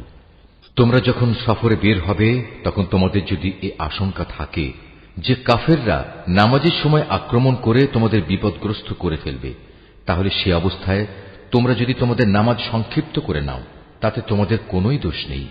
নিঃসন্দেহে কাফেররা হচ্ছে তোমাদের প্রকাশ্যতম দুশমন। নবী, তুমি যখন মুসলমানদের মাঝে অবস্থান করবে এবং যুদ্ধাবস্থায় যখন তুমি তাদের ইমামতির জন্য নামাজে দাঁড়াবে, তখন যেন তাদের একদল লোক তোমার সাথে নামাজে দাঁড়ায় এবং তারা যেন তাদের অস্ত্র সাথে নিয়ে সতর্ক থাকে। অতঃপর তারা যখন নামাজের সাজদা সম্পন্ন করে নেবে তখন তারা তোমাদের পেছনে থাকবে। দ্বিতীয় দল যারা নামাজ তখনও পড়েনি তারা তোমার সাথে এসে নামাজ আদায় করবে, কিন্তু সর্বাবস্থায় তারা যেন সতর্কতা অবলম্বন করে এবং সশস্ত্র অবস্থায় থাকে। কারণ কাফেররা তো এই সুযোগটুকুই চায় যে যদি তোমরা তোমাদের মাল সামানা ও অস্ত্রশস্ত্র সম্পর্কে একটু অসাবধান হয়ে যাও, যাতে তারা তোমাদের উপর আকস্মিকভাবে ঝাঁপিয়ে পড়তে পারে। অবশ্য অতিরিক্ত বৃষ্টি বাদলের জন্য যদি তোমাদের কষ্ট হয় কিংবা শারীরিকভাবে তোমরা যদি অসুস্থ হও, তাহলে কিছুক্ষণের জন্য তোমরা অস্ত্র রেখে দিতে পারো। কিন্তু অস্ত্র রেখে দিলেও তোমরা কিন্তু নিজেদের সাবধানতা বজায় রাখবে। অবশ্যই আল্লাহ তাআলা কাফেরদের জন্য এক অপমানকর আযাব নির্দিষ্ট করে রেখেছেন। অতঃপর তোমরা যখন নামাজ শেষ করে নেবে তখন দাঁড়িয়ে, বসে এবং শুয়ে তথা সর্বাবস্থায় আল্লাহ তাআলাকে স্মরণ করতে থাকবে। এরপর যখন তোমরা পুরোপুরি স্বস্তি বোধ করবে তখন যথারীতি নামাজ আদায় করবে। অবশ্যই নামাজ ঈমানদারদের উপর সুনির্দিষ্ট সময়ের সাথেই ফরজ করা হয়েছে। কোন শত্রু দলের পেছনে ধাওয়া করার সময় তোমরা বিন্দু মাত্র মনোবল হারিও না। তোমরা যদি কষ্ট পেয়ে থাকো তাহলে জেনে রেখো তারাও তো তোমাদের মতো কষ্ট পাচ্ছে, কিন্তু তোমরা আল্লাহ তাআলার কাছ থেকে যে জান্নাত আশা করো তারা তো তা করে না। নিশ্চয়ই আল্লাহ তাআলা সর্বজ্ঞ, কুশলী। অবশ্যই আমি সত্য দ্বীনের সাথে তোমার উপর এই গ্রন্থ নাজিল করেছি, যাতে করে আল্লাহ তাআলা তোমাকে যা জ্ঞানের আলো দেখিয়েছেন তার আলোকে তুমি মানুষদের বিচার মীমাংসা করতে পারো। তবে বিচার ফয়সালার সময় তুমি কখনো বিশ্বাসঘাতকদের পক্ষে তর্ক করো না। তুমি আল্লাহ তাআলার কাছে ক্ষমা প্রার্থনা করো। অবশ্যই আল্লাহ তাআলা বড় ক্ষমাশীল ও পরম দয়ালু। যারা নিজেদের সাথে বিশ্বাসঘাতকতা করে তুমি কখনো এমন সব লোকের পক্ষে কথা বলো না, কেননা আল্লাহ তাআলা এই পাপিষ্ঠ বিশ্বাসঘাতকদের কখনো পছন্দ করেন না। এরা মানুষদের কাছ থেকে নিজেদের কর্ম লুকিয়ে রাখতে চায়, কিন্তু আল্লাহ তাআলার কাছ থেকে তারা কিছুই লুকোতে পারবে না। আল্লাহ তাআলা তো হচ্ছেন সেই মহান সত্তা যিনি রাতের অন্ধকারে তিনি যেসব কথা বা কাজ পছন্দ করেন না এমন সব বিষয়ে যখন এরা সলা পরামর্শ করে তখনও তিনি তাদের সাথেই থাকেন। এরা যা কিছু করে তা সম্পূর্ণ আল্লাহ তাআলার জ্ঞানের পরিধির আওতাধীন। হ্যাঁ, এরাই হচ্ছে সেসব লোক যাদের সঠিক ঘটনা না জানার কারণে দুনিয়ার জীবনে তোমরা যাদের পক্ষে তর্ক করেছ, কিন্তু কিয়ামতের দিনে আল্লাহ তাআলার সামনে কে তাদের পক্ষে কথা বলবে, কিংবা সেদিন কে তাদের উপর অভিভাবক হবে? যে ব্যক্তি গুনাহের কাজ করে অথবা গুনাহ করে নিজের উপর নিজেই অবিচার করে, অতঃপর এজন্য যখন সে আল্লাহ তাআলার কাছে ক্ষমা প্রার্থনা করে, তখন সে অবশ্যই আল্লাহ তাআলাকে পরম ক্ষমাশীল ও অতীব দয়ালু হিসাবে পাবে। যে ব্যক্তি কোনো গুনাহের কাজ করল, সে কিন্তু এর দ্বারা নিজেই নিজের ক্ষতি সাধন করল। আল্লাহ তাআলা সবকিছুই জানেন, তিনি কুশলী। যে ব্যক্তি একটি অন্যায় কিংবা পাপ কাজ করল, কিন্তু সে দোষ চাপিয়ে দিল একজন নির্দোষ ব্যক্তির ওপর, এ কাজের ফলে সে প্রকারান্তরে সাংঘাতিক একটা অপবাদ ও জঘন্য গুনাহের বোঝা নিজের ঘাড়ে উঠিয়ে নিল। এ পরিস্থিতিতে যদি তোমার উপর আল্লাহ তাআলার অনুগ্রহ ও দয়া না থাকত, তাহলে এদের একদল লোক তো তোমাকে প্রায় ভুল পথে পরিচালিত করেই ফেলেছিল। যদিও তারা এই আচরণ দিয়ে তাদের নিজেদের ছাড়া অন্য কাউকেই পথভ্রষ্ট করতে পারছিল না। অবশ্য তাদের এই প্রতারণামূলক কাজ দ্বারা তারা তোমার কোনোই ক্ষতি সাধন করতে সক্ষম হতো না, কারণ আল্লাহ তাআলা তাঁর গ্রন্থ ও সে গ্রন্থলব্ধ কলা কৌশল তোমার উপর নাজিল করেছেন, এবং তিনি তোমাকে এমন সবকিছুর জ্ঞান শিক্ষা দিয়েছেন যা আগে তোমার জানা ছিল না। তোমার উপর আল্লাহ তাআলার অনুগ্রহ ছিল অনেক বড়। এদের অধিকাংশ গোপন সলা পরামর্শের ভেতরই কোনো কল্যাণ নিহিত নেই। তবে যদি কেউ এর দ্বারা কাউকে কোনো দান খয়রাত, সৎ কাজ ও অন্য মানুষের মাঝে শান্তি ও সম্প্রীতি স্থাপনের আদেশ দেয়, তা ভিন্ন কথা। আর আল্লাহ তাআলা সন্তুষ্টি অর্জনের লক্ষ্যে যদি কেউ এসব কাজ করে, তাহলে অতি শীঘ্রই আমি তাকে মহাপুরস্কার দেব। আবার যে ব্যক্তি তার কাছে প্রকৃত সত্য স্পষ্ট হয়ে যাওয়ার পর রসুলের বিরুদ্ধে আচরণ করবে এবং ইমানদারদের পথ ছেড়ে বেঈমান লোকদের নিয়ম নীতির অনুসরণ করবে, তাকে আমি সেদিকেই পরিচালিত করব যেদিকে সে চলতে চেয়েছে। এর শাস্তি হিসেবে তাকে আমি জাহান্নামের আগুনে পুড়িয়ে দেব, আর তা কত নিকৃষ্ট আবাসস্থল। আল্লাহ তাআলা এ বিষয়টি ক্ষমা করবেন না যে তার সাথে কোন রকম শরীক করা হবে। এছাড়া অন্য সকল গুনাহ তিনি যাকে ইচ্ছা করেন তাকে ক্ষমা করে দিতে পারেন। তাই যে ব্যক্তি আল্লাহ তাআলার সাথে কাউকে শরীক করল, সে মূলত চরমভাবে গোমরাহ হয়ে গেল। আল্লাহকে ছাড়া এরা কাকে ডাকে? ডাকে নিকৃষ্ট দেবীকে কিংবা কোনো বিদ্রোহী শয়তানকে। তার উপর আল্লাহ তাআলা অভিশাপ বর্ষণ করেছেন, কারণ সে আল্লাহকে চ্যালেঞ্জ দিয়ে বলেছিল, আমি তোমার বান্দাদের এক অংশকে নিজের দলে শামিল করেই ছাড়ব। সে আরো বলেছিল, আমি অবশ্যই তোমার বান্দাদের গোমরাহ করে দেব, আমি অবশ্যই তাদের হৃদয়ে নানা প্রকারের মিথ্যা কামনা বাসনা জাগিয়ে তুলব, এবং আমি তাদের নির্দেশ দেব যেন তারা কুসংস্কারে লিপ্ত হয়ে জন্তু জানোয়ারের কান ছিদ্র করে দেয়। আমি তাদের আরো নির্দেশ দেব যেন তারা আল্লাহ তাআলার সৃষ্টিকে বিকৃত করে দেয়। মূলত যে কোনো ব্যক্তি আল্লাহ তাআলার বদলে শয়তানকে নিজের পৃষ্ঠপোষক বানিয়ে নেবে, সে এক সুস্পষ্ট ক্ষতি ও লোকসানের সম্মুখীন হবে। ঈমানদাররা, তোমরা সর্বদাই ইনসাফের উপর দৃঢ়ভাবে প্রতিষ্ঠিত থেকো এবং আল্লাহ তাআলার জন্য সত্যের সাক্ষী হিসেবে নিজেকে পেশ করো। যদি এ কাজটি তোমরা নিজের পিতামাতার কিংবা নিজের আত্মীয় স্বজনের উপরেও আসে, তবুও তা তোমরা মনে রাখবে, সে ব্যক্তি ধনী হোক কিংবা গরিব, এটা কখনো দেখবে না। কেননা তাদের উভয়ের চাইতে আল্লাহ তাআলার অধিকার অনেক বেশি। অতএব তুমি কখনো ন্যায় বিচার করতে নিজের খেয়াল খুশির অনুসরণ করো না। যদি তোমরা পেঁচানো কথা বলো কিংবা সাক্ষ্য দেয়া থেকে বিরত থাকো, তাহলে জেনে রাখবে, তোমরা যা কিছুই করো না কেন, আল্লাহ তাআলা তার যথার্থ খবর রাখেন। হে ঈমানদার ব্যক্তিরা, তোমরা ঈমান আনো আল্লাহর উপর, তার রসুলের উপর, সে কিতাবের উপর যা আল্লাহ তাআলা তার রসুলের উপর নাজিল করেছেন, এবং সেসব কিতাবের উপর যা ইতিপূর্বে তিনি নাজিল করেছেন।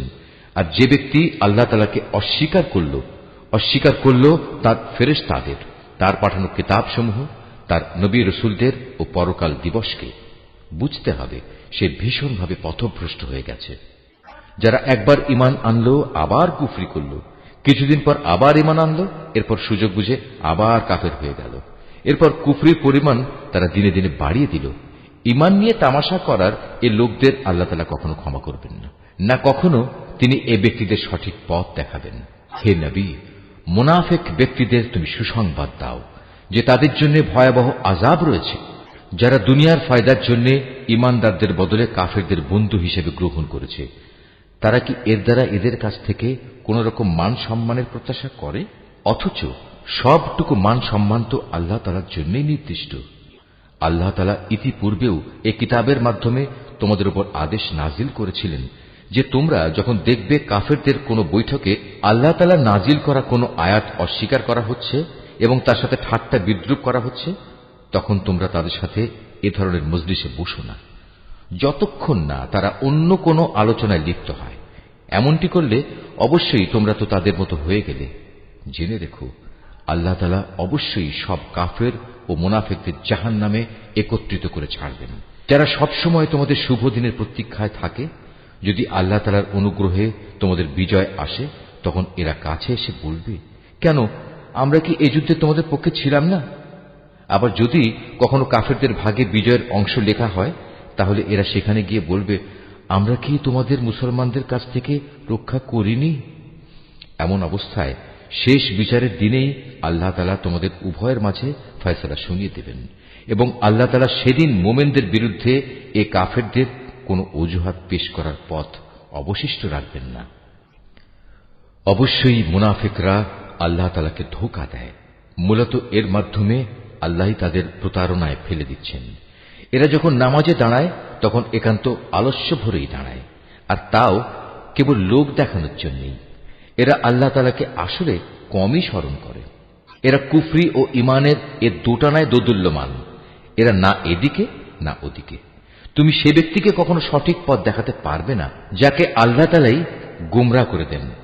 হে ইমানদার বান্দারা, তোমরা ইমানদার ব্যক্তিদের বাদ দিয়ে কাফেরদের নিজেদের বন্ধুরূপে গ্রহণ করো না।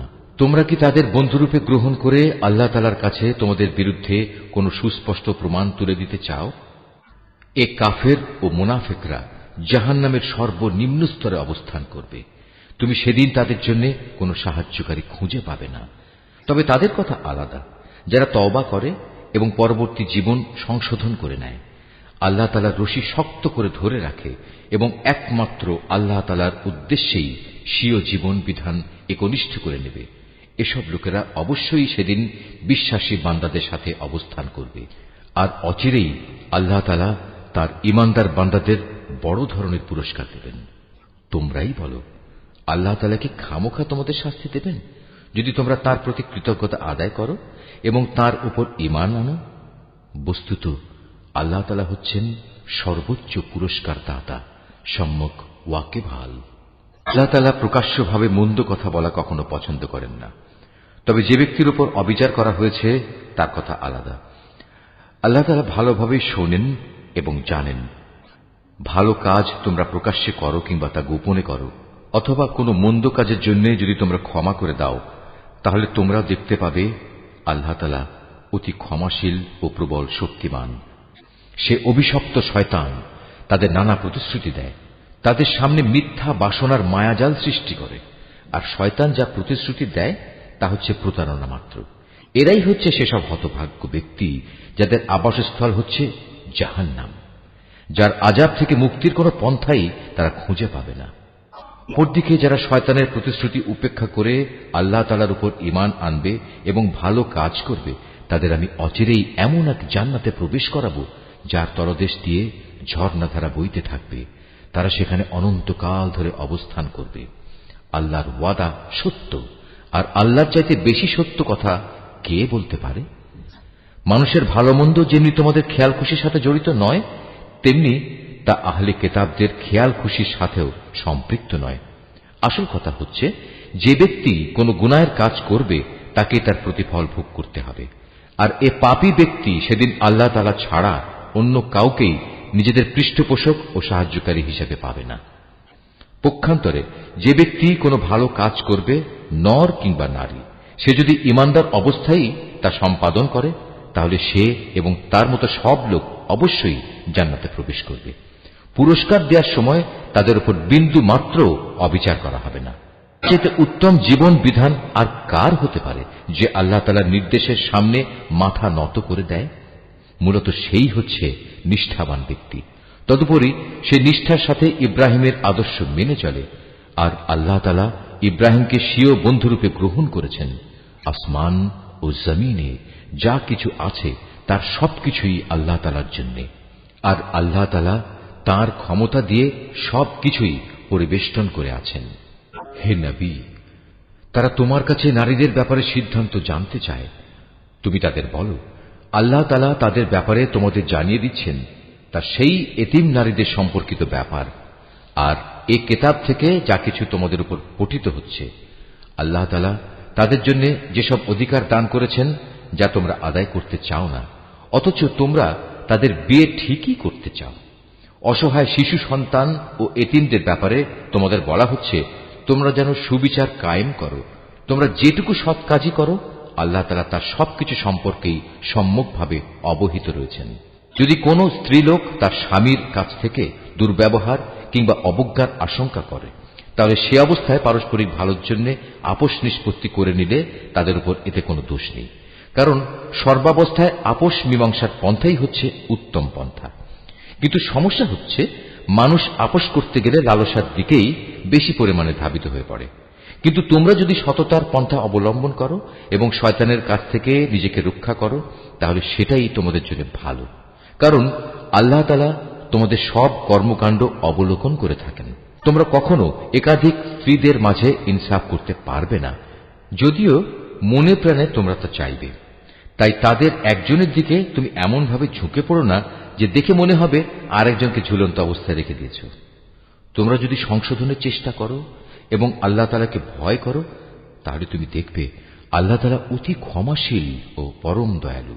অতঃপর যদি সত্যি সত্যি তারা একে অপরের কাছ থেকে বিচ্ছিন্ন হয়ে যায়, তাহলে আল্লাহ তাআলা তার ভাণ্ডার থেকে দান করে তাদের সবাইকে পারস্পরিক মুখাপেক্ষিতা থেকে রেহাই দেবেন।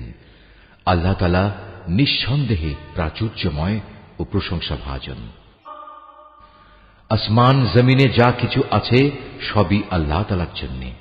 তোমাদের আগেও যাদের কাছে কিতাব নাজিল করা হয়েছিল তাদের আমি এই নির্দেশ দিয়েছিলাম যেন তারা আল্লাহ তাআলাকে ভয় করে। আমি তোমাদেরও নির্দেশ দিচ্ছি। আর যদি তোমরা আল্লাহকে অস্বীকার করো, তাহলে জেনে রেখো আকাশ পাতালে যা কিছু আছে সবকিছুই তো আল্লাহ তাআলার জন্য। আল্লাহ তাআলা বেনিয়াজ, সব প্রশংসা তাঁরই প্রাপ্য। অবশ্যই আসমান জমিনের সব কয়টি জিনিসের মালিকানা তাঁর। যাবতীয় কর্ম সম্পাদনে আল্লাহ তাআলাই যথেষ্ট। হে মানুষ, তিনি চাইলে যে কোনো সময় জমিনের কর্তৃত্ব থেকে তোমাদের অপসারণ করে অন্য কোনো সম্প্রদায়কে এনে বসিয়ে দিতে পারেন। এ কাজে তিনি অবশ্যই ক্ষমতাবান। তোমাদের মধ্যে যে ব্যক্তি এ দুনিয়াতেই তার পুরস্কার পেতে চায়, তার জেনে রাখা উচিত আল্লাহ তাআলার কাছে তো ইহকাল পরকাল এ উভয় কালের পুরস্কারই রয়েছে। আল্লাহ তাআলা তো সবকিছু শোনেন এবং সবকিছুই দেখেন। যারা আল্লাহ তাআলা ও তার রসুলদের অবিশ্বাস করে এবং আল্লাহ তাআলা ও রসুলদের মাঝে এই বলে একটা পার্থক্য করতে চায় যে আমরা রসুলদের কয়েকজনকে স্বীকার করি আবার কয়েকজনকে অস্বীকার করি, এর দ্বারা আসলে এরা নিজেদের জন্য একটা মাঝামাঝি রাস্তা বের করে নিতে চায়। এরাই হচ্ছে সত্যিকারের কাফের। আর আমি এ কাফেরদের জন্যই নির্দিষ্ট করে রেখেছি এক চরম লাঞ্ছনাদায়ক শাস্তি। অপরদিকে যারা আল্লাহ তাআলা ও তার রসুলের উপর ঈমান আনে এবং তার পাঠানো নবী রসুলদের একজনের সাথে আরেকজনের কোন রকম পার্থক্য করে না, এরাই হচ্ছে সেসব লোক যাদের তিনি অচিরেই অনেক পুরস্কার দান করবেন। প্রকৃতপক্ষে আল্লাহ তাআলা অত্যন্ত ক্ষমাশীল ও মহাদয়ালু। কিতাবের লোকেরা তোমার কাছে চায় তুমি যেন আসমান থেকে তাদের জন্য কোন কিতাব নাজিল করো। এরা তো মূসার কাছে এর চাইতে বড় রকমের দাবি পেশ করেছিল। তখন তারা বলেছিল, হে মূসা, তুমি স্বয়ং আল্লাহ তাআলাকেই আমাদের প্রকাশ্যভাবে দেখিয়ে দাও। অতঃপর তাদের এই বাড়াবাড়ির জন্য তাদের উপর প্রচন্ড বজ্রপাত এসে নিপতিত হয়েছে এবং এ সম্পর্কিত সুস্পষ্ট প্রমাণসমূহ তাদের কাছে আসার পরেও তারা গোবাছুরকে উপাস্য হিসেবে গ্রহণ করেছে। অতঃপর আমি তাদের এ অপরাধ ক্ষমা করে দিলাম এবং আমি মূসাকে স্পষ্ট প্রমাণসহ কিতাব দান করলাম। এদের ওপর তুর পাহাড়কে উঠিয়ে উঁচু করে ধরে আমি এদের কাছ থেকে আনুগত্যের প্রতিশ্রুতি আদায় করেছিলাম। আমি তাদের বলেছিলাম, নগরের দ্বার প্রান্ত দিয়ে ভেতরে প্রবেশ করার সময় তোমরা একান্ত অনুগত হয়ে ঢুকবে। আমি তাদের আরো বলেছিলাম, তোমরা শনিবারে মাছ ধরে আমার বিধানের সীমা লঙ্ঘন করো না। এ ব্যাপারে আমি তাদের কাছ থেকে শক্ত প্রতিশ্রুতি আদায় করে নিয়েছিলাম। অতঃপর তাদের পক্ষ থেকে এই প্রতিশ্রুতি ভঙ্গ করা, আল্লাহর আয়াতসমূহকে তাদের অস্বীকার করা এবং অন্যায়ভাবে আল্লাহ তাআলার নবীদের তাদের হত্যা করা, তদুপরি তাদের একথা বলা আমাদের হৃদয়ে বাতিল চিন্তাধারায় আচ্ছাদিত হয়ে আছে। প্রকৃতপক্ষে তাদের ক্রমাগত অস্বীকার করার কারণে আল্লাহ তাআলা স্বয়ং তাদের দিলের উপর মোহর মেরে দিয়েছেন। তাই এদের কম সংখ্যক লোকই ঈমান আনে। যেহেতু এরা আল্লাহকে অস্বীকার করতেই থাকল, এরা পুণ্যবতী মারিয়ামের উপরও জঘন্য অপবাদ আনল। তাদের এই মিথ্যা উক্তি যে আমরা অবশ্যই মারিয়ামের পুত্র ঈসাকে হত্যা করেছি, যিনি ছিলেন আল্লাহর রসূল, যদিও আসল ঘটনা হচ্ছে তারা কখনোই তাকে হত্যা করেনি, তারা তাকে শূলবিদ্ধও করেনি। মূলত তাদের কাছে ধাঁধার কারণে এমনই একটা কিছু মনে হয়েছিল। তাদের মাঝে যারা সঠিক ঘটনা না জানার কারণে তার ব্যাপারে মতবিরোধ করেছিল, তারাও এতে করে সন্দেহে পড়ে গেল। এ ব্যাপারে তাদের অনুমানের অনুসরণ করা ছাড়া সঠিক কোন জ্ঞানই ছিল না। তবে এটুকু নিশ্চিত, তারা তাকে হত্যা করেনি, বরং আসল ঘটনা ছিল আল্লাহ তাআলা তাকে তার নিজের কাছে তুলে নিয়েছেন। আল্লাহ তাআলা মহাপরাক্রমশালী ও মহাপ্রজ্ঞাময়। এই আহলে কিতাবদের মাঝে এমন একজনও থাকবে না যে ব্যক্তি তার মৃত্যুর আগে তার তিরোধান সম্পর্কে আল্লাহ তাআলার এই কথার উপর ঈমান আনবে না। কিয়ামতের দিনে সে নিজেই এদের উপর সাক্ষী হবে। ইহুদিদের বাড়াবাড়ি ও সীমা লঙ্ঘনমূলক আচরণের জন্য এমন অনেক পবিত্র জিনিসও আমি তাদের জন্য হারাম করে দিয়েছিলাম, যেটা তাদের জন্য আগে হালাল ছিল। এটা এই কারণে যে এরা বহু মানুষকে আল্লাহ তাআলার পথ থেকে বিরত রেখেছে। যেহেতু এরা লেনদেনে সুদ গ্রহণ করে, অথচ এদের তা থেকে সুস্পষ্টভাবে নিষেধ করা হয়েছিল, এবং এরা অন্যের মাল সম্পদ ধোঁকা প্রতারণার মাধ্যমে গ্রাস করে। তাদের মধ্যে এসব অপরাধে লিপ্ত কাফেরদের জন্য আমি তাই কঠিন আযাব নির্দিষ্ট করে রেখেছি। কিন্তু তাদের মধ্যে যাদের আবার জ্ঞানের গভীরতা রয়েছে, তারা এবং এমন সব ঈমানদার যারা তোমার উপর যা কিছু নাজিল হয়েছে তার উপর বিশ্বাস করে, সাথে সাথে তোমার পূর্ববর্তী নবী ও রসুলদের উপর যা নাজিল হয়েছে তার উপরও বিশ্বাস করে, নামাজ প্রতিষ্ঠা করে, যাকাত আদায় করে, সর্বোপরি আল্লাহ তাআলা ও শেষ দিনের উপর ঈমান আনে। মূলত এরাই হচ্ছে সেসব সৌভাগ্যবান মানুষ যাদের অচিরেই আমি মহাপুরস্কার দেব। হে নবী, আমি তোমার কাছে আমার ওহী পাঠিয়েছি, যেমনি করে আমি ওহী পাঠিয়েছিলাম নূহ ও তার পরবর্তী নবীদের প্রতি। আমি আরো ওহী পাঠিয়েছিলাম ইব্রাহিম, ইসমাইল, ইসহাক, ইয়াকুব ও তার বংশধরদের কাছে। ওহী পাঠিয়েছি ঈসা, আইয়ুব, ইউনুস, হারুন ও সুলাইমানের কাছেও।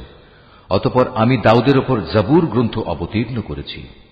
রসুলদের মাঝে এমনও অনেকে আছে যাদের কথা ইতিপূর্বে আমি তোমার কাছে বলেছি, কিন্তু এদের মাঝে বহু রসুল এমনও আছে যাদের নাম ঠিকানা কিছুই আমি তোমাকে বলিনি।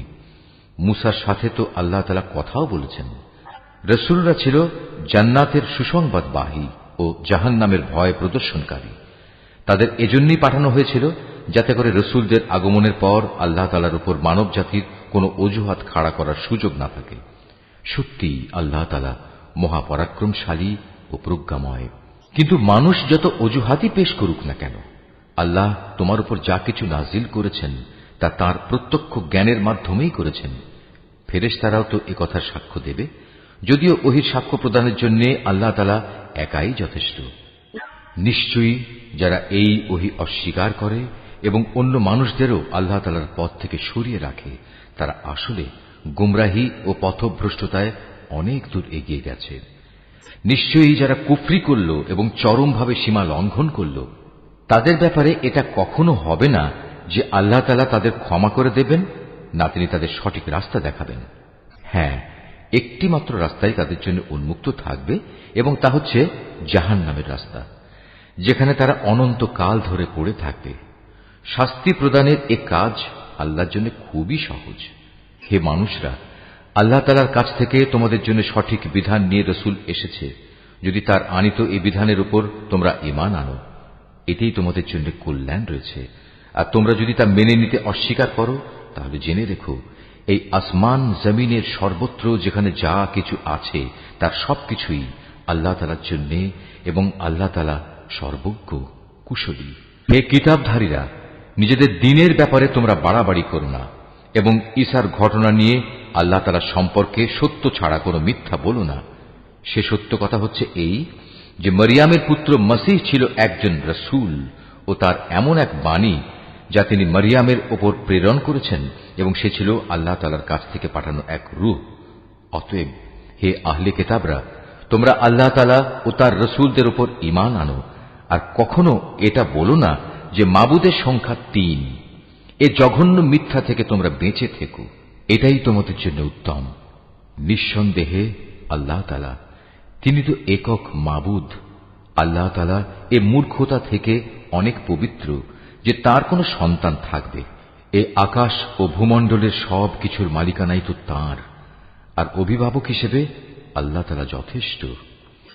ঈসা মসীহ কখনো এতে বিন্দু মাত্র নিজেকে হেয় মনে করেননি যে সে নিজে আল্লাহ তাআলার বান্দা। আল্লাহ তাআলার একান্ত ঘনিষ্ঠ ফেরেশতারাও একে লজ্জাকর মনে করেনি। কোন ব্যক্তি যদি আল্লাহ তাআলার বন্দিগি করা সত্যি লজ্জাকর বিষয় মনে করে এবং এটা ভেবে সে অহংকার করে, তার জানা উচিত অচিরেই আল্লাহ তাআলা এদের সকলকে তাঁর সামনে একত্রিত করে দণ্ডাজ্ঞা দান করবেন। যেসব মানুষ আল্লাহ তাআলার উপর ঈমান এনেছে এবং ভালো কাজ করেছে, সেদিন তিনি তাদের এর জন্য পুরোপুরি পুরস্কার দেবেন। আল্লাহ তাআলা তাঁর একান্ত অনুগ্রহ থেকে তাদের পাওনা আরো বাড়িয়ে দেবেন। অপরদিকে যারা আল্লাহ তাআলার বিধান মেনে নেয়া লজ্জাজনক কিছু মনে করল এবং অহংকার করল, তাদের সবাইকেই আল্লাহ তাআলা কঠোর শাস্তি দান করবেন। সেদিন তারা আল্লাহকে ছাড়া দ্বিতীয় কোনো অভিভাবক ও সাহায্যকারী পাবে না। হে মানুষ, তোমাদের মালিকের কাছ থেকে তোমাদের কাছে একটি উজ্জ্বল প্রমাণ এসেছে এবং আমি তোমাদের কাছে উজ্জ্বল জ্যোতি নাজিল করেছি।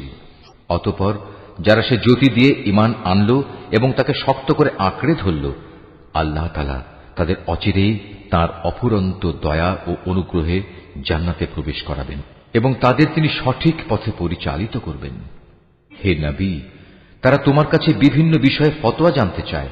তুমি বলো, আল্লাহ তাআলা সে ব্যক্তির উত্তরাধিকার সংক্রান্ত ব্যাপারে তোমাদের তার সিদ্ধান্ত জানাচ্ছেন, যার মাতা পিতা কেউই নেই, আবার তার নিজেরও কোনো সন্তান নেই। এ ধরনের কোনো ব্যক্তি যদি মারা যায় এবং সে ব্যক্তি যদি সন্তানহীন হয় এবং তার একটি বোন থাকে, তাহলে সে বোনটি সে মৃত ব্যক্তির পরিত্যক্ত সম্পত্তির অর্ধাংশের মালিক হবে। অপরদিকে সে যদি নিঃসন্তান হয়, তাহলে সে তার বোনের সম্পত্তির উত্তরাধিকারী হবে। আবার যদি তারা দুজন হয়, তাহলে তারা দুই বোন সেই পরিত্যক্ত সম্পত্তির ৩ ভাগের ২ ভাগ অংশের মালিক হবে। যদি সে ভাই বোনেরা কয়েকজন হয়, তাহলে মেয়েদের অংশ ১ ভাগ ও পুরুষদের অংশ ২ ভাগ হবে। আল্লাহ তাআলা উত্তরাধিকারের এ আইন কানুন অত্যন্ত সুস্পষ্টভাবে তোমাদের জন্য বলে দিয়েছেন, যাতে করে মানুষের উদ্ভাবিত বন্টন পদ্ধতিতে তোমরা বিভ্রান্ত হয়ে না পড়ো। আল্লাহ তাআলা সব কিছুর ব্যাপারেই